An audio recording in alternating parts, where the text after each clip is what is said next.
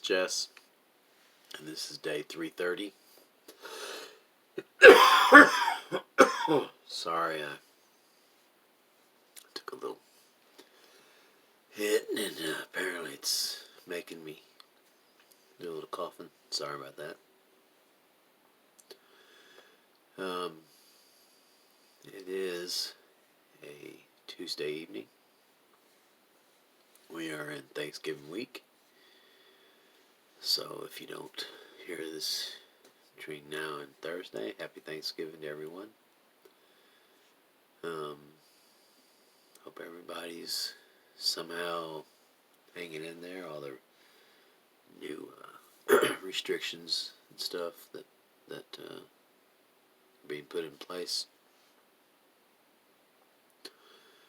So, matter of fact, I had to cancel my Thanksgiving with my son and his family. I just can't get there. It's just the virus is variant 10 in the bigger cities and down in Dallas area. So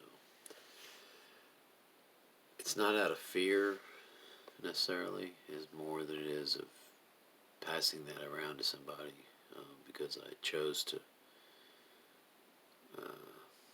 go and congregate with people, and I don't know where everybody that I'm going to be in contact with has been, and it makes you sound crazy, like you're paranoid and stuff, but there is measures that I'm willing to take to maintain the integrity of my own health and others. And it's unfortunate because I really wanted to go to see my son and possibly drive down and see my two daughters as well. They're about 45 miles south of there, so. But that's all off. Trying to do my part, I guess. I don't want to get it, and I don't want to pass it around by being exposed and not even knowing it. So,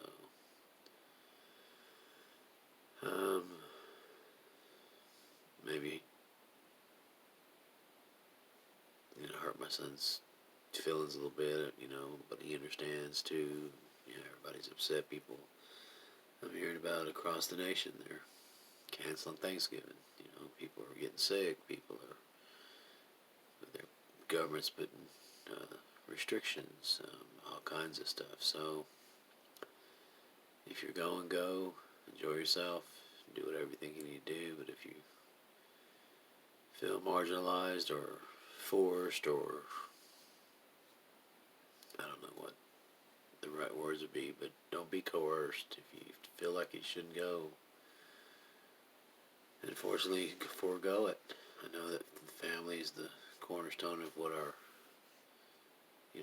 lives are based on, but sometimes for the safety of those family members, we shouldn't show up. Just from the stories that I'm checking out, and the different things that the government's putting out, and we just have to go with our own instincts, I guess, on this, and how to handle it, and how to take precautions where it may be necessary. So, 2020 wins again. Been a rough year. We're not at the end of it, so I won't get into it too much, but it's been a rough year. But there's a lot of good stuff, so balance it out. Put your head up. Get up in the morning. Get dressed like you always did and go out and do your thing. If you're forced to work, work. If you're not, be productive in your off time. I guess that's easier said than done in most cases. When you're off work, you're usually tired as hell and you just want to do nothing. But that's the times to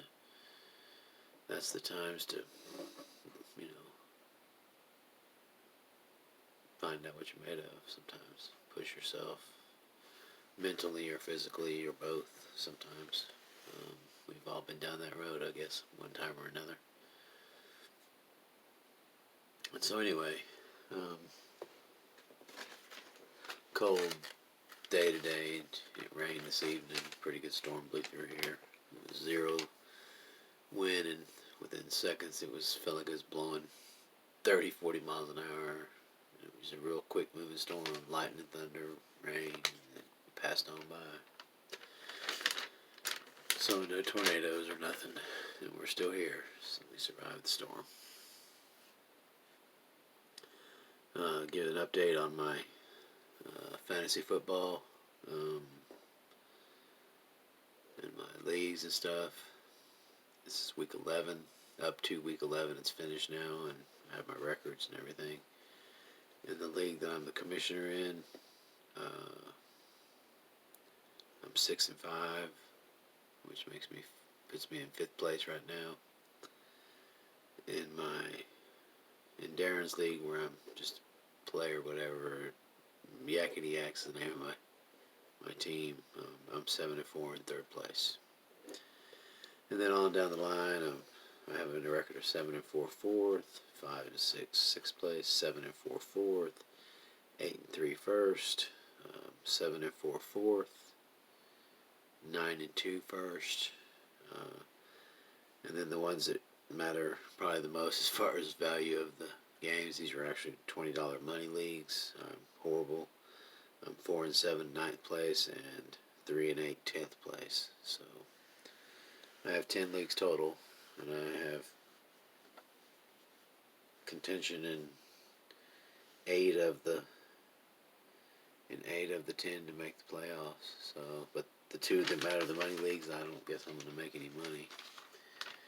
And, if I win if I win all the rest of my games, there's 5 left, and I'm 3-8, so I'd be 8-8. I doubt if that'll put me in anything, but I sure could. If I won the next 5, at least I'd go out fighting, right? I mean, I play hard, but this rough year with COVID, last minute notices right before the game starts, somebody goes out. Being real strict about, when they're testing and stuff. So the NFL's going through it like the NBA did, or the, Major League Baseball, hockey. I mean, they just all went through it. We're in week 11.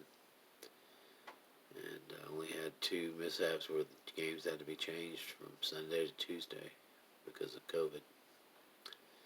So it's affecting everything. Everything in life is affected by this virus, this pandemic. So it may be fake to everybody that doesn't believe it's real, which is odd, but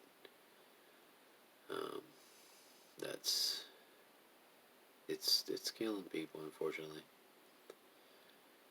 And so anyway, went from all that back up to COVID because they're talking about football. So I'm excited. We have football on Thursday. Cowboys are playing somebody. It's Thanksgiving Day. And then we have all the stuff Sunday. Seahawks are in a battle for their division. They're a half game behind, I believe, to the Rams, since the Rams won and the Seahawks won. They have the same record. So I think the Rams beat them in a division game, so that puts them a half game up on them. That's okay. Seahawks was number 1. The only undefeated team in the whole NFL is the Pittsburgh Steelers. And congratulations, Connie, for your team being undefeated so far.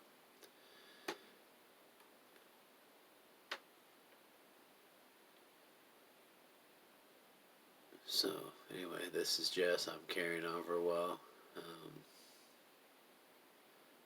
Hope everybody can just put a smile on and